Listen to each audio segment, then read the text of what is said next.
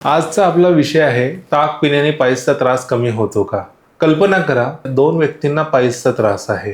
पहिली व्यक्ती महागडी सप्लिमेंट्स आणि विविध घरगुती उपाय करून पाहते आणि दुसरी व्यक्ती जेवणानंतर रोज एक ग्लास ताक पिते. काही महिन्यानंतर दुसऱ्या व्यक्ती सांगते, माझं पचन आधीपेक्षा खूप सुधारलेलं आहे. मग प्रश्न असा आहे, खरंच ताक पिण्याचा पायल्सचा त्रासाचा काही संबंध आहे का, की काही नाहीये, की हा फक्त योगायोग आहे? आजच्या व्हिडिओमध्ये आपण जाणून घेणार आहोत की ताकाचा डायजेस्टिव्ह हेल्थवर नेमका काय परिणाम होतो आणि त्याचा इफेक्ट कसा होतो याबद्दल आपण आज डिटेलमध्ये बोलूया. आणि पायल्सच्या रुग्णांना त्याचा खरंच फायदा होऊ शकतो का, की नाही होऊ शकत, याच्याबद्दल आपण डिटेलमध्ये पाहू.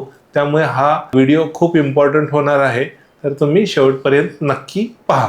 नमस्कार मित्रांनो, मी डॉक्टर प्रभाकर सांगले, पायल्स फिशर फिशुला विशेषज्ञ, अॅनोरेक्टल सर्जन, पिंपरी सौदागर हिंदू वेलनेस पायल्स स्पेशालिटी हॉस्पिटलमध्ये कार्यरत आहे. पायल्स, फिशर आणि कॉन्स्टिपेशन सारख्या समस्यांमध्ये लोक अनेक घरगुती उपाय शोधत असतात आणि भारतीय आहारामध्ये एक पदार्थ असा आहे ज्याचं नाव वारंवार समोर येतं, ते म्हणजे ताक.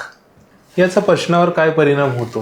ताक शरीराला हायड्रेशन देण्यास मदत करू शकतं. जेवणामध्ये जडपणा वाटत असेल तर काही लोकांना हलकं वाटू शकतं आणि काही लोकांमध्ये पचन अधिक आरामदायी होण्यास मदत होऊ शकते. मात्र ताक म्हणजे पचनाचा जादुई उपाय नाही, हे लक्षात ठेवणं महत्त्वाचं आहे.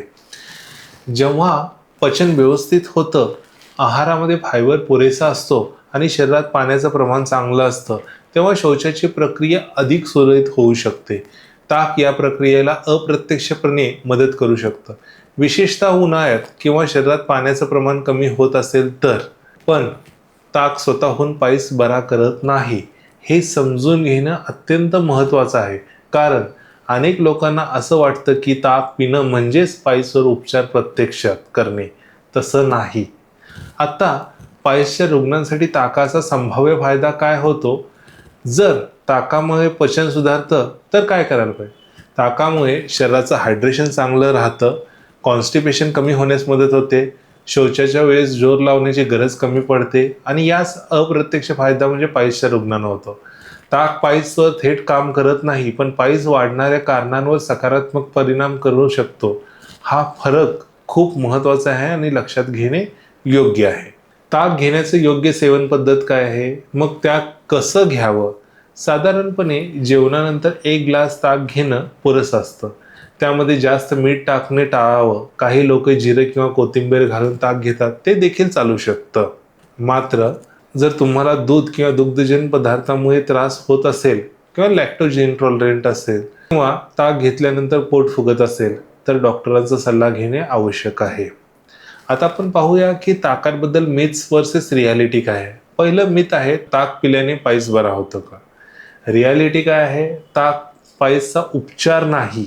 मिथ, ताकामुळे ज्या पायल्सच्या गाठी असतात त्या कमी होतात का? रियालिटी आहे, ताकामुळे गाठी कमी करत नाही किंवा कमी होत नाहीत.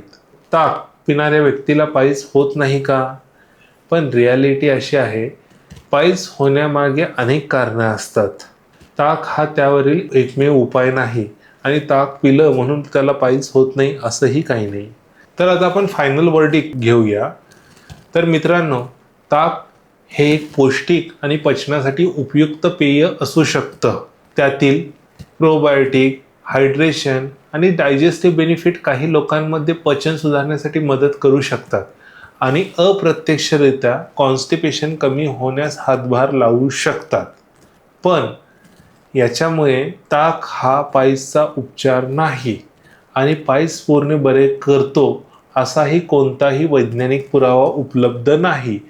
जर तुम्हाला पायल्सचा वारंवार त्रास होत असेल, रक्तस्राव होत असेल, शौचाच्या वेळी वेदना होत असतील तर तज्ज्ञ डॉक्टरांना सल्ला घेणे आवश्यक आहे. अशाच माहितीपूर्ण आरोग्यदायक विषयांसाठी आमच्या चॅनलला लाईक करा, सबस्क्राईब करा, शेअर करा. तुम्हाला काही शंका किंवा काही असेल तर कमेंटमध्ये आम्हाला नक्कीच विचारा.